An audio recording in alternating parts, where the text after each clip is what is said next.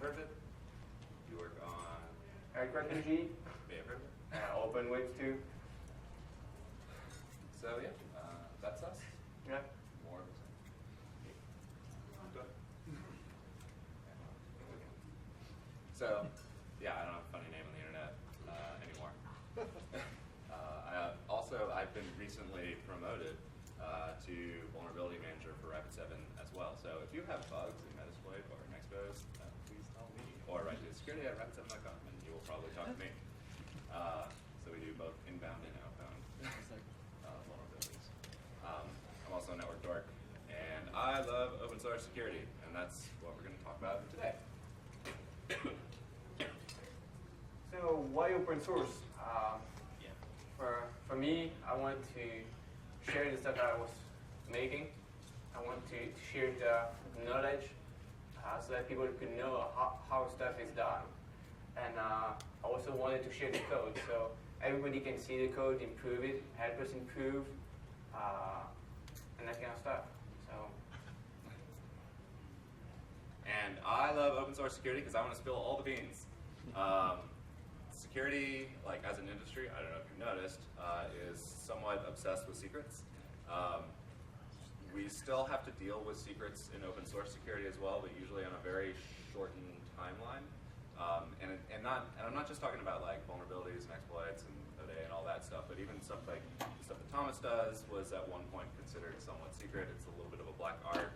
When you're doing things like IDS or forensics or really anything involving security, there's this like component of mysticism involved, at least from the perspective of non-security people. And so I think open source is really powerful, is a powerful way to bring that out kind of into the open. You can attract, maybe perhaps not full-time security people to like look at your stuff. And in Metasploit in particular, because we deal with vulnerabilities all the time, we also, in open source, we can devote the whole next hour talking about disclosure, if you want, because that's such an exciting conversation. No. Basically, we practice all of this. I kind of lean, if I have the choice, I will lean towards the last, which is reasonable disclosure, which is basically responsible disclosure, but I'd say what the timeline is. And the timeline is not measured in hours. We tend to do, I like 60 days. I think anybody can do anything in 60 days, like hey, get your patch out, tell your customers, whatever. Yeah, we can talk more about that if you want, but probably not. The main problem I see with open source security today, at least in terms of like vulnerabilities, is does not happen anymore. Awesome. Did you break it? I totally broke it, dude. Wow. Mass white source.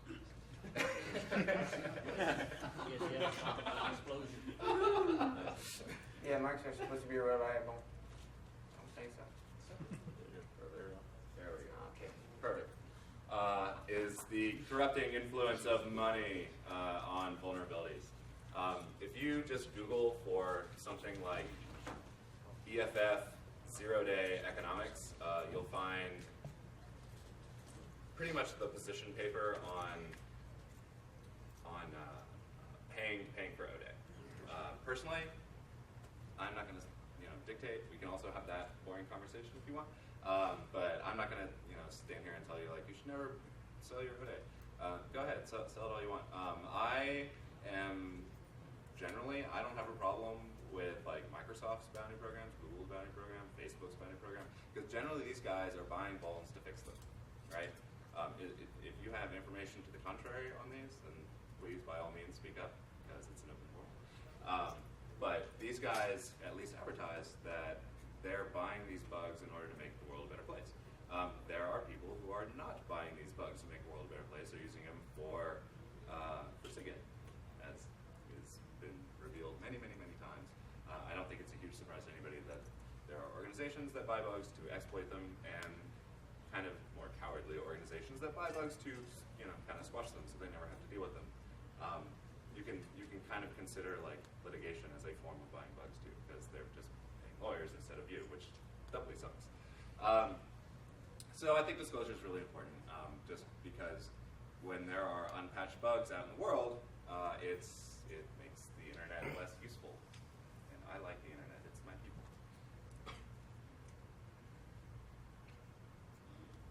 Yeah, sure. When you're working in open source security, I think you have more. You're more likely to run into trouble than in, say, like working on just some regular non-security open source software, like some JavaScript framework, because we need more of those. You can never run into deep trouble with that. You'll never get into trouble with that. Everybody will love you forever. It's super easy to get yourself in trouble with the press. When you are talking to press and you say words like, "Yeah, I found this vulnerability out on the internet on 30,000 machines." Like, the follow-up question is, how did you find that out? And then you get into this whole, like, port scanning's not a crime conversation. And hey, it turns out sometimes it is. It doesn't matter. Hey, CFAA. Yeah, for some people, port scanning is a crime. It can be a crime, and so that's your first mistake, is that you just admitted to crime in the press because, like I said, I have no funny name. Have a funny name. That helps. You can run into the trouble with the law in the U.S. and outside the U.S. Like, InfoSec security, or InfoSec is somewhat concentrated, in Europe, U.S., Western Europe, stuff like that. There are big swaths of the world where, like, what we do here is illegal, period. There are big chunks of Africa where this is super not cool. Like, if you were writing, say, like a reasonable secure proxy software, say, as an open source security project, don't deploy this in Ethiopia, because the Ethiopian government will mess you up. They have a monopoly ISP model. They're very interested in what all the traffic is coming in and out, and when you try to evade that, you get knocks on your door pretty quick. So you should be aware, like, generally, of your legal framework that you're operating in, and you should be aware that I'm not a lawyer and none of this constitutes legal advice. Please don't sue me for malpractice. And that's it. So, and I don't know, like, there are a lot of ambiguities. There's some state statutes in the U.S. that can describe things like teaching criminal behavior is a crime, and the language is super vague. There was something recently passed. I think it was passed in Texas, where I'm at, where something about, like, hacking for any benefit, and benefit could be defined as, like, lols, which is now, like, more criminal. Accessing computers that you don't have authorization to access, but yet you can never find out what that authorization is. There's a whole pile of stuff to get in trouble with this. So just kind of go into whatever your open source security project is with your eyes open. That's all. Right, just don't access computer you're not allowed to.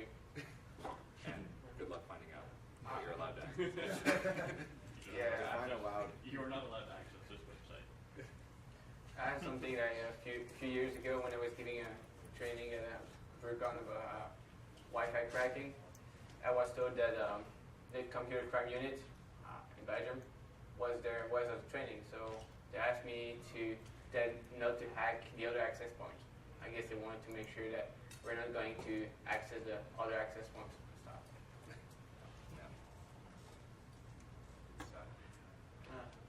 So I'm going to talk about a little bit how to create a successful project and different steps involved in that, and different things that can happen to you.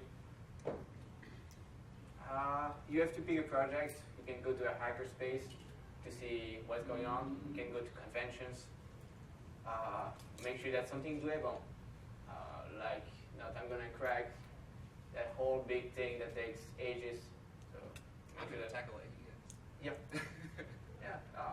Fun vulnerabilities in AES itself. Make sure it's not illegal. I've seen a couple of months ago, a guy had a project of scanning the whole internet or something.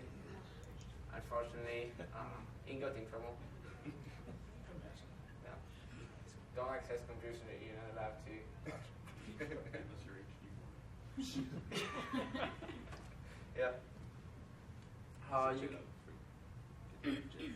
Yeah. If you do a pen test, then yeah, you have authorization to do that stuff.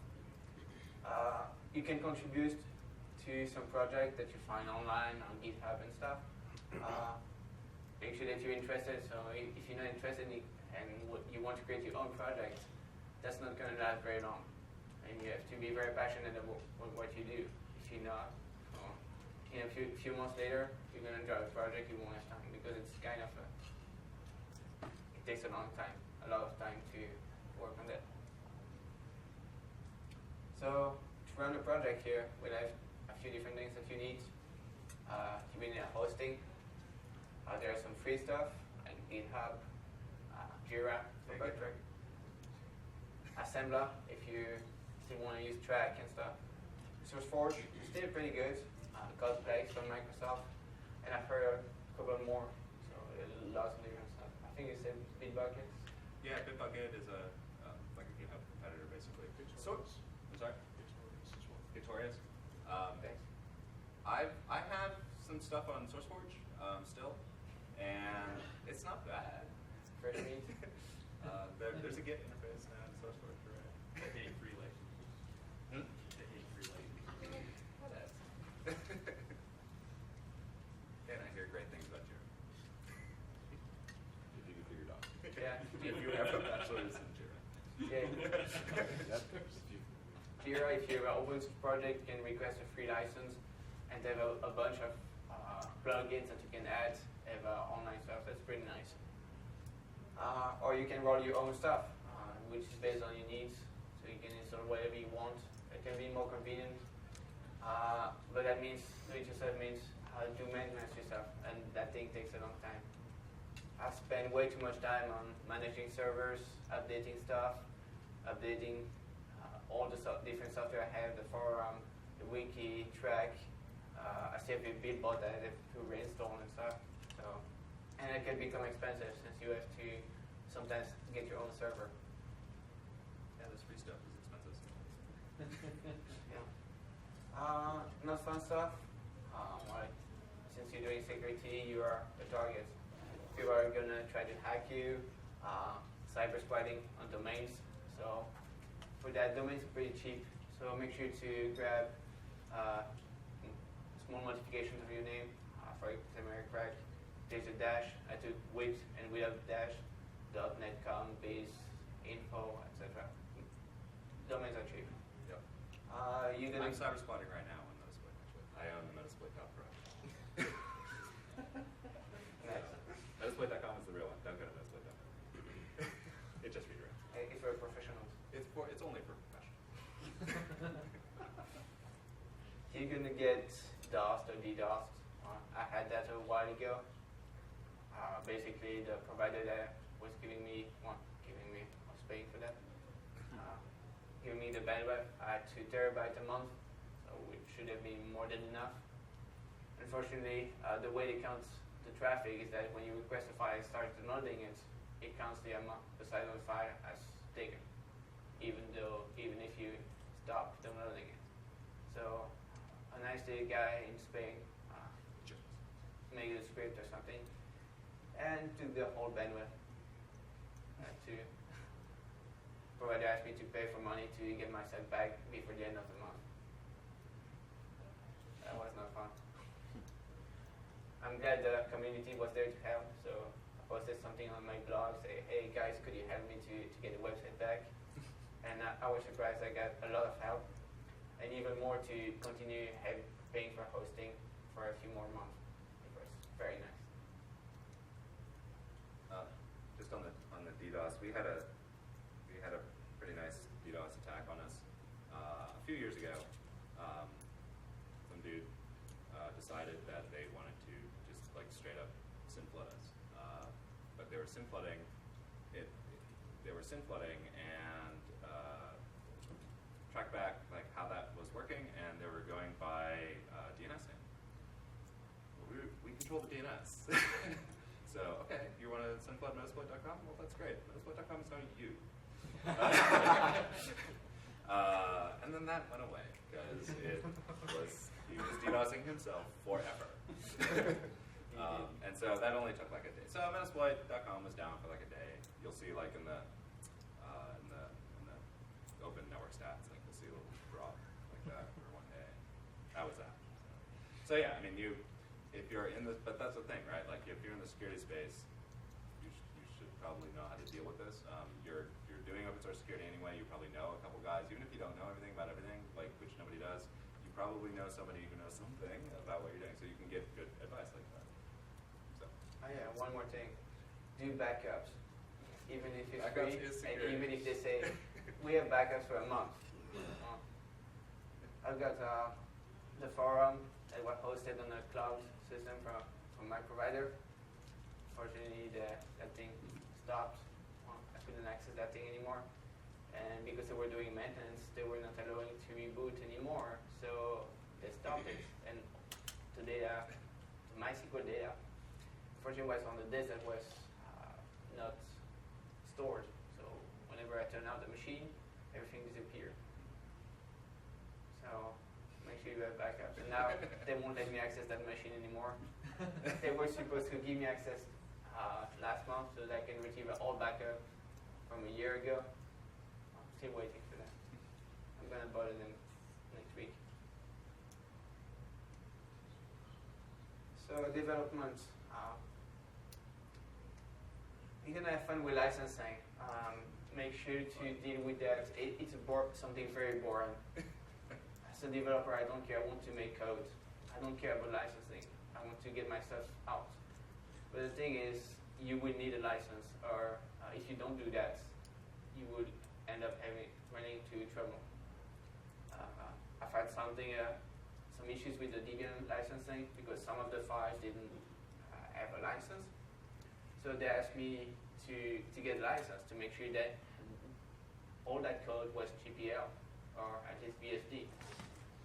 Fortunately, there is one guy that I cannot contact anymore because he's worked on that like 6 or 7 years ago. He started way before that, so 8 years ago. So I have no idea where that was. The only contact I had was on the Netstumber forum. It was a correct guy, and I was never able to contact him. But I guess we figured out it was a public domain or GPL since he contributed to GPL. Make sure to pick a license. GPL is good. I like it very much for what I do. I'm not a big fan of GPL. BSD for life. Yeah. BSD is much more simpler. Yes. Yeah. I'm not a lawyer, like I said before, and neither are you. Probably. No. No lawyers? Cool. Almost. Oh, good. Yeah. So what's the best license? So almost legal advice. There's no idea. There's a lawyer there. But this is a lovely website. It's from the GitHub guys from like 2 weeks ago, I think it launched. It's a really good overview. Like it's another one of these like overview in human language, not legalese, of the main features of all the licenses, of all your more likely licenses. So you'll have GPL for certain things and BSD for other things. I like BSD because I don't want to put any restrictions on you because I'm a big old anarchist and you should be too. The Apache license, everything. So super great site. Check it out. So for the code, make sure to use standard tools, use libraries, don't reinvent the wheel. So that takes time. Comment your code. You're gonna regret it if you don't do that. Like if you 5 or 6 years later, saying, what the hell did I do here? Why did I do this thing that looks like crap? So make sure to comment if something is unusual. Just give it big steps. So I guess you guys know. Use source control. It's very useful. Use comments when you comment. I remember a company I was at, they use was Microsoft stuff. What was it? SourceSafe. Yeah. Visual SourceSafe. You can use that. That's awful. I hate it. And the guys were using that like a hard disk. So basically, you have to check out all the files when you work on it. So there's no way two people can work on the same files. It's kind of hard. And when you were committing, just at the end of the day, commit all my files, no comments. So go figure out what they do, what they did. So methodologies, depending on how you work, if you work in a company, methodologies, yes, you should use them. If you are on your own, well, that's going to be kind of hard to follow some. Make sure to keep developing new stuff. So if you don't, people are going to lose interest. They're not going to use your project anymore. I've heard some program like that we've been using, Quagga. You guys have heard Zebra, OSPFD, BGPD. So it does that stuff. So people don't remember projects if you haven't worked on it. So kind of as a footnote to that, like especially, I don't know if this is especially security because I'm mostly a security guy. I'm not really much of a software engineer by training. In security, we have we have conferenceware, right? Like you develop a thing for a month right around CFP time, and then you like fix all the bugs like a week to an hour before your talk. You might get some commits in there afterwards, and then you're done. You're done forever. So please don't do that. If you're gonna do that, like that's cool and everything. Just make your license like super open so someone else can pick it up if it's at all interesting. But yeah, I mean that seems to me at least it seems kind of endemic in security, and so that's my complaint. Be quality driven. So open source means everybody can see it. That means potential future employers. So make sure you do it well, since you have a lot of time to do it. You might not get it, know the language at first, so just do it, and then you can rewrite the codes sometime later. Make versions, then goes with keep developing. So keep releasing, or people are gonna forget. Sometimes people just follow the project for just the version, and not the subversion. I have a lot of commits on the subversion and not many releases. I haven't had a release in like 3 years, and I released like a few months ago. Yeah. Release often. You will always want to perfect it to make sure that everything is right, but sometimes you have to make a release so that people can try it. There are some people that will use the code in subversion, but most of the bug reports you're going to have is when you do release. People are going to test that. Yeah, and let's talk about QA for a little bit, shall we? In security software, in general, there is a surprising lack of QA. The QA. That's software in general. Well, sure. But I think it's more in security because like the cadence. Me and my counterpart, by the way, from BSidesLV Pro is right there, Trevor. We talk about this constantly. The cadence for your typical security project is, okay, I have my discovery, I need to pocket out super fast so I can hit a conference, or exploit the bug because I'm on site. I'm a pen tester and I'm banging out my code. Works for me, so I'm going to publish and move on, and that's it. That's beginning the end. No testing, no QA, no nothing. If you do that, you will regret something later, because you might not notice it at first, but you'll notice it later, especially like 3 months from when you try to do the same thing and like, what WTF, man. So staying testable is probably like we talked about before, commenting. Continuous integration is totally a thing, and we use continuous integration on Metasploit. We use Travis CI, it's open source, it's great. Like every Git commit, it runs through the standard set of tests. Now, if you haven't written any tests, you're going to pass. If you've written one test, you say like, did it crash? Like you'll hopefully pass. But hey, if that one doesn't pass, then hey, it's better than nothing, right? It's pretty easy to write. You just have to add the Travis.yml file in your project root and register to Travis and link it to your project. And that's very, very easy. We have that file in Metasploit. I have one for our CorgNG too. We sync all our ISV to Git, and we use Travis to do stuff. Yeah. So it's travis-ci.org. It's free.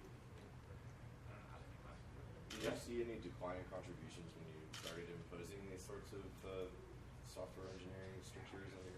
So that was, project? it's a fear that you're gonna chase away everybody. Not really. Like now, partly, we're kind of popular at Metasploit. I mean, people have heard of it. Yeah. But yeah. I mean, it gets some use. A little. But on the other end, I mean, you're gonna get rid of some people. Like some people are gonna say like, screw this. I ain't got time for testing. Nobody got time for that. But then you're gonna attract in, like people who might have more software engineering background. They might not be so much security guys, but that's great because now you have it's a teachable moment for them and a teachable moment for you. Like you'll learn some engineering practices. They'll learn like how to navigate their shit out. So. And if you don't like Travis, you can always have build bots. So you install build bots as a Python script. I used to have that. It's very nice. You install that on a few different machines. And you can see waterfall with all the compiling stuff. You can even do testing with it. On some machines, you're sometimes going to see stuff that fails. I was surprised that something that works on one machine, on one distribution, doesn't work on the other. Hey. So, yeah. Turns out just different distributions are different. And yeah, and you have Windows, that's another fun thing. You have Mac. That's right, yeah.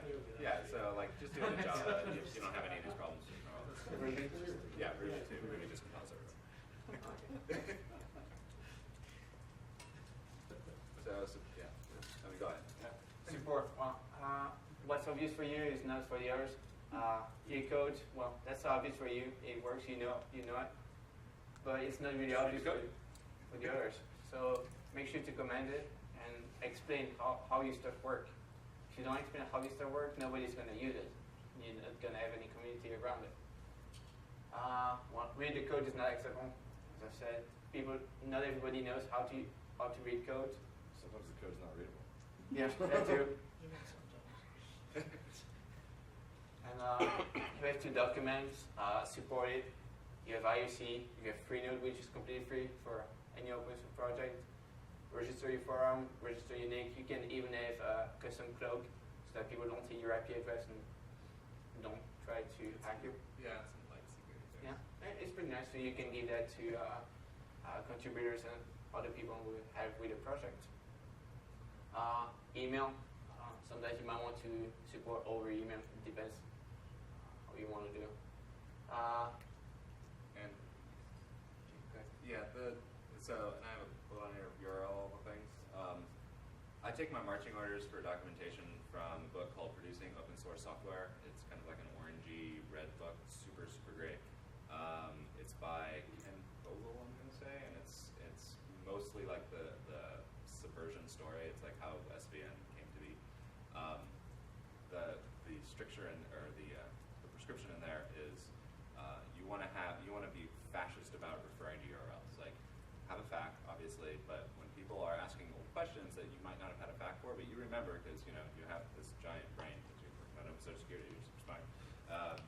You remember from 2 months ago there was some email conversation like that. Like refer to that in the URL because you're going to have your email all archived. This gets harder for IRC. IRC is much more ephemeral and it's somewhat rude to log IRC. I have a bot. We have a bot user channel. Yeah. So for RKNG's bot is yeah, the common things that people ask, frequently asked questions, drivers and stuff. We have a question mark, and most of the people know that thing. So it's very nice. So you don't have to repeat yourself and try to remember. Check your logs, check your email. Yeah, the bot is very nice. Yeah. So. Right now our bot is named Egypt. That was interesting. And it runs on meat. Users aren't devs, but sometimes they're criminals. So when you're in, I think we touched on this a little bit earlier, not only is what you're doing possibly illegal in some jurisdiction somewhere, but someone's end use of your thing may be illegal in some jurisdiction somewhere. And conspiracy charges are a thing. So if you have somebody asking you, it's like, hey, I am having a real hard time, circumventing the firewall on this IP address using your, awesome firewall circumvention tool that you wrote Go ahead. testers. Yeah, don't say, don't say, oh, hey, let me help you with that. And they give you the IP address, and then, like, of course, you're going to reverse DNS it, and it's like some, like, giant bank in Brazil. You may want to, like, think about how much you want to help this dude. You know, yes, I'm not standing in Brazil, but do you really want to be enabling criminals? Generally, when these kind of questions come up, like, far too often on the Metasploit mailing lists, we politely and sometimes less politely say, listen, dude, this is for penetration testers. You really shouldn't be publishing your client's IP space here. You know, let them know that you're not going to help. In other cases, like, my client. huh? Oh, it's not my client. Oh, it's not my client. Yeah, no, I'm totally robbing this dude. I mean, no, literally. I mean, this happens way more often than you would expect. We've had guys come up in the channel in email, in Google Plus, like just harassing us to like, hey, I'm trying to get some help on writing some malware. Can you help me? And by the way, I'm from this like organization that is unfriendly to the United States. Is that cool with you? No. Yeah, sure. Don't engage in these guys because hey, you know how the FBI like catches terrorists? They invent terrorists, and don't be a terrorist. Yeah, we even have rules that for IRC and stuff. So when people know not to hack other people access point and stuff, but sometimes we still got people who don't care. I don't need to read the rules, and you can copy them. That's pretty good at the base if you start a project. So do not hack something that doesn't belong to you. I don't support anybody who would ask you to do that, even if it's really friendly. Yeah, even if he's really friendly and like, because I'm going to give you money. I mean, you're working in open source, right? So, right? Yeah, I'll totally give you money. You need money. Everybody wants money. I like money too. Shane. Everybody, like, you're working in open source, so you're clearly like a helpful person already, right? But you really like. I mean, this is serious business, right? You need to just go with your gut. If something feels wrong, it's probably wrong. I mean, this is like, you know, how the mob stays out of jail and how you'll stay out of jail. And now, which is nice, is that users, people on the forum, on IRC, start to know, contributors start to know that and tell others. And I was surprised from time to time I see in the forum people that have never been there that just posted maybe one time, told another guy, hey, what you're doing is not, it's not your access point, you cannot do that. So that gets pretty nice. Well, you have to talk about it. So you can go to Hackerspace. It's a very small audience. Sometimes I've been to Hackerspace, a guy talking about bitcoins. There was like maybe 8 people in the audience. That was pretty nice. And it allows you to gauge the interest. So see how your conference go, how your talk is going to go. And you can get feedback since there are not that many people. And sometimes they need a bio and abstract, but depending, most of the time they won't need that. So feel free, you can present at the presentation. I'm more than welcome there. There's DEFCON hack groups all over the US. There's even some in Europe. There's one in London and a few other countries, I think. Yeah, Google your city hackers, and you're going to find like 3 or 4 organizations. There are more than just DEFCON groups. Hackerspace, just Google Hackerspace and your city name. I'm pretty sure you're going to find one. If not, just Google next big city next to you. You can go to conventions, like now. They require a bio and abstract, so that you have to talk a little bit, a small paragraph about you and a small paragraph about what you're going to talk about. You go through a selection, so you might not get selected. Don't be offended. They get a lot of people asking to talk. Sometimes they don't have enough slots. Say, I'm sorry, dude, we don't have time to hire you. But don't feel offended. You can always try other conventions. There are lots of them. BSides are really nice next to other like big conventions. Sometimes they can help with travel and lodging if you really need it. Smaller conventions won't do that. Bigger like DEFCON. I don't don't know if BSides does it. Black Hat does it, but I think they require you to talk at least for a full hour to get access to a convention. You have free access to a convention, of course, but that means you're speaking, so make sure you do a good presentation. Don't do something that scraps. So if you do something like that, they might not let you talk anymore. And people in conventions have connection in other conventions. So make sure that you really want to talk and that you don't do a good job with it. Last minute cancellation, they're not really happy about that. So try to find somebody last minute. I've seen that happen, and at a convention, and the guy is not really welcome anymore to speak there. So unless you have a good excuse, somebody died in the family or baby on the way. Presentation, well, you have to prepare and practice a lot. Don't be stressed. A stressed presenter means that the audience is going to be stressed. So practice. Imagine that you're talking to a friend and that you're presenting some stuff to your friend. Or in this case, actually, my Great. So, and make sure your stuff is ready when presenting. Unfortunately, that Mac is supposed to be reliable. I had everything ready. And be careful when joking. I remember I was at school. I was doing an internship. I had to present what I did during those 4 months of the internship before I got my degree. And all the people that were taking care of the different students that came to the company were there. So there was like 10 different companies. And one guy tried to make a joke when I was presenting. Unfortunately, I didn't get the joke. So it wasn't funny for him at all. So, and if you ever want to make a joke during a presentation yourself, make sure that it's easy to understandable. It's not a technical joke, or nobody's gonna get it. Or not. Whatever. Death by PowerPoint. Make sure to have something small, just a few bullet points. Talk around the bullet points. Don't make a huge blob of text and read it. Yeah, no, I trust If you do that, just write something on the blog. It isn't worth it. People are just gonna read the presentation and not follow you. Just fall asleep, leave, or whatever. The other ways, as I said, you can use a blog. Blog is pretty nice. You have time to prepare. You can always change it if you see people telling you that there's something wrong there, wrong command line or something like that. Post news on your website. That's very important so that people see that your project is alive and it's not dead.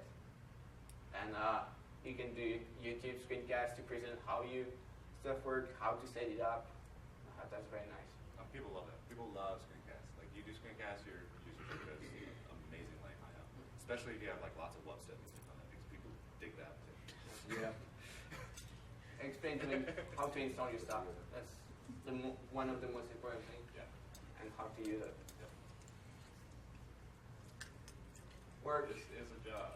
Yeah. It's a job until it's also a job. Yeah. For me, it's kind of a second full-time job. So after work, Only if you're wildly successful, right? even at the beginning, you have to, especially at the beginning, you have to work a lot more. So you're going to be exhausted most of the time. Long hours, 16 hours a day. It's a lot of fun. I love it. You can make a living with it, but it will pretty much takes a lot of time. I don't make a living with it, but I got a job thanks to it, so that's very nice. I got a job that I really love. And check your company policy. It might not allow you to create a new project, or the project might belong to a company. So make sure to check In the that. US, it almost certainly belongs to the Yeah. So yeah, you're going to want to get some kind of sign-off from the manager. Yeah. Just go talk to your manager, CEO if you know it. Yeah, and speaking of talking to management, if you can totally sell your open source project to your management. I mean, this is possible, especially if you are really good at biz speak like this. You need to achieve strategic synergies with proven client-centric open source methodologies that deliver results and ROI. Like you slip that in, man, it's magical. And they're like, eyes light up. And like, oh, you're one of me. You're one of my people. So they want to know that their money will get value in return. Yeah, they Bizarre. would like, I know, right? Bizarre. I know. But that's the thing, right? It's like, I'm not a marketing guy. I'm not a sales guy. I'm not a VC. I don't, and I'm an anarchist. Yeah. But like if you say ROI instead of like, yo dude, you're gonna make money, like that will fly a lot better. What's up? Before you write a lick of code, go check all the laws, because there are a gazillion of them and nobody understands them. Right. Yeah, we talked about that a little bit earlier at the top of the presentation. I'm not a lawyer. We have almost a lawyer here that also doesn't know anything. About licensing. Almost. Know about rules. I'm sorry. About See, don't tell jokes. about No,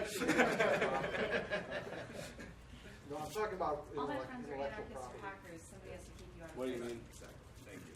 All the California laws, if you're in California, highly favor your employer.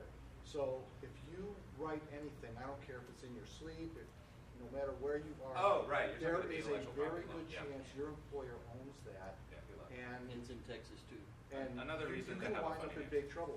And if you're working for the government in any way, you got to check all of that. You have to check Yeah, 'cause your we're gonna tax contracts, the contracting law. Check all of that before you start releasing it. So, Yeah, if you're not writing and I'm not a classified, lawyer. classified stuff to ITAR, and something like that, it's a lot of fun. You have to check all of it. Yeah. Not releasing freedom.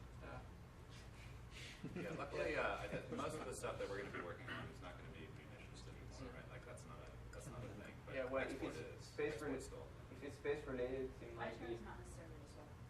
Oh yeah. It's technical information. I don't know. Yes. I'm just professing too. It's information. And if it's not in the law that it belongs to a company, it's probably going to be on the contract that you sign. Yeah, That's right. Anyway, a bunch of boring stuff to make you not want to do anything. It's boring for developers, but read it. Yes. Read it. That's very important. Really, if you just go to your employer and tell them that you're making this thing that doesn't provide them with business value, then sure, I'll sign the thing, it says it's yours, go for it. I've had that up a couple times. Yeah. Yeah, that's why you don't do any B stock. I think that switch too, but yeah. Yeah. Well, I don't know what this is, just proof of concept. I think we gotta wrap this up here. Yeah. All right. Yeah, we're like 5 over. Okay. Get like 10 minutes. I think. 10 minutes? Yeah, I think. Isn't Oh, it sorry. 6:45? Okay. Yeah, it's 6:48. Oh, perfect. Okay, good. So once your project gets known, is things that can happen.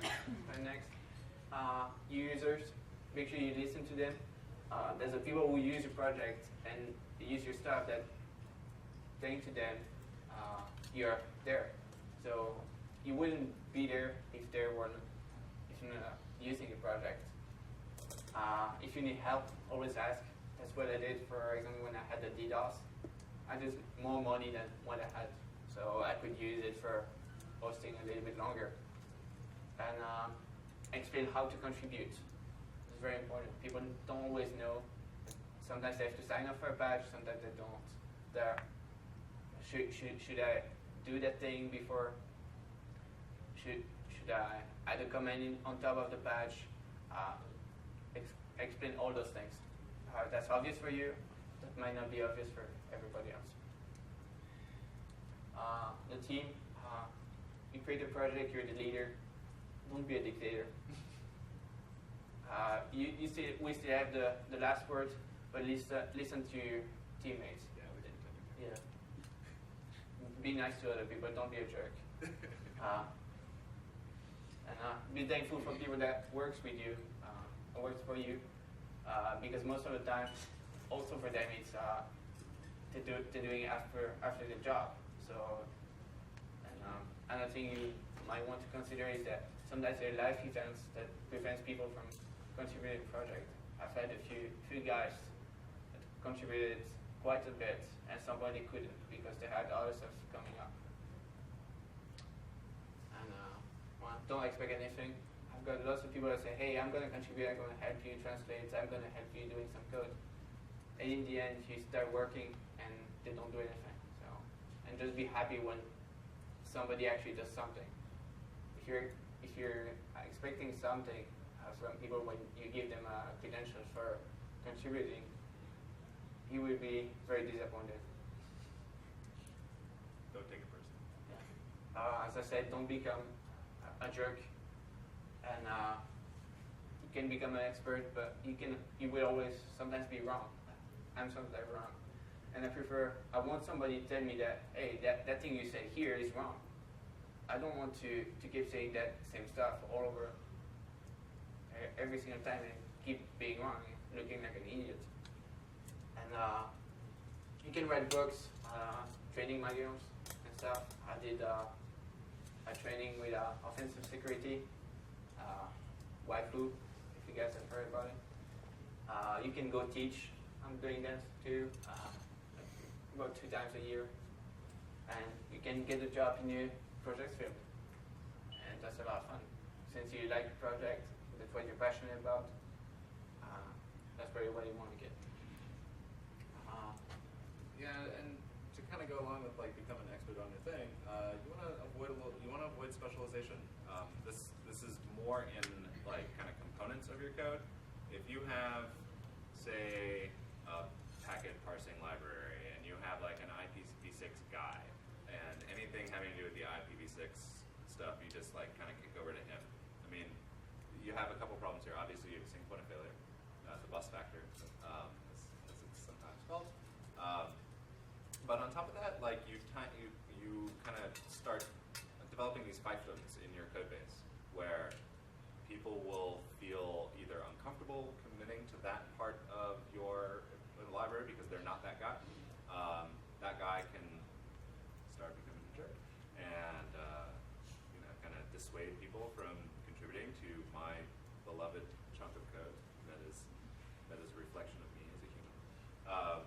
Yeah, so you want to avoid kind of doing that, obviously, because if you find yourself kind of sliding down that road, and I think it happens even in like regular software projects all too often,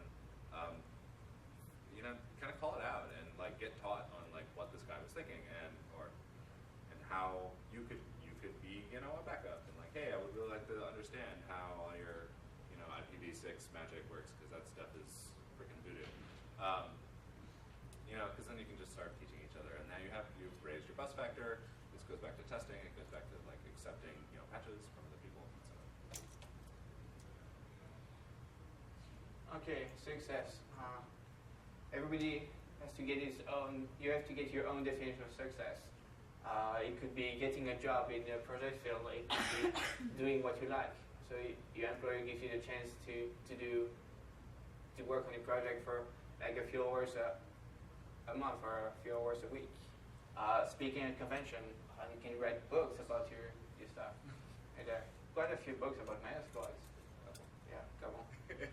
You can even create a business. Pretty nuts. You could get acquired. Yeah. And you. For some have to people, deal- that's success. For some people, it's not. Yeah. You might want to keep your own stuff for you and then not being acquired. Well, that's the thing, right? It's like different definitions of success. Some people are really into that. Some people are not. You trade old problems for new problems. Yeah.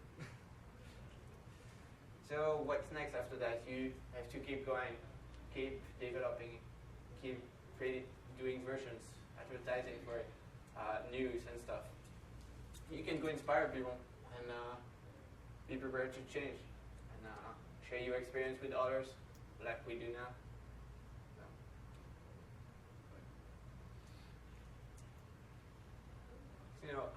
You will learn a lot. I learned a lot myself when doing the projects. I've got lots of surprises. Some were less fun than others. Partnering is a key to success. You might want sometimes to get the success for yourself, but if you're partnering with people, you're going to get more visibility, and you're going to get both success. And share that with people. That's how you're going to be successful with your project, even for a business. And the words is an advantage on your resume, so make sure it's good code. And or if it's not good code, start rewriting it, post a news, hey, I'm rewriting that thing, I know that code is a piece of shit, were that like 2 or 5 years ago when I didn't know how to code. Also, never back then. Sometimes you're gonna get hacked. You're gonna people that are gonna deface your website. It's gonna happen. You have been doing that thing for so long. Just keep doing it. It's just one small thing. Just don't stop at that. You can watch that video. It was pretty good. It was open embedded, I think. Yeah, it's at Intel, like Yeah. how to like market open source code both like externally and internally. So it's like kind of goes back to this. Even if you know marketing it, you might want to look at it. They have very good points. They are very useful for creating new projects. Yeah, and by the way, you don't have to like start the next big thing. You know, you can contribute too. Every open source project on Earth always wants more contributors. Security is no exception. If you are a user of, like, for me, like as a producer of open source software, like I want like a certain percentage of my users to like graduate into at least bug reporters, and of those guys, I want to graduate them into contributors. So it'd be awesome. So that can be this everybody here. Yeah, and contributing is not always about code. You need documentation. You're going to need people to help during IRC, help others when you're not there and stuff. So it's not only about code. I need people to help me with server stuff because I think it takes a lot of time. There are a lot of people that are looking to help projects, but most of the contribution we know is about code. Yep. At Metasploit, we have about 210 or so like historical people who have contributed to code. Easily 4 times that people who have never committed, but who have absolutely like been a part of Metasploit's success. You know, they've been teaching, they've been writing, they've been doing the step YouTube videos. You know, I mean, it's great. So like, and you can do that too. And like, hey, put on your resume. Like, I'm involved in the whatever project. And your employer's probably not gonna check.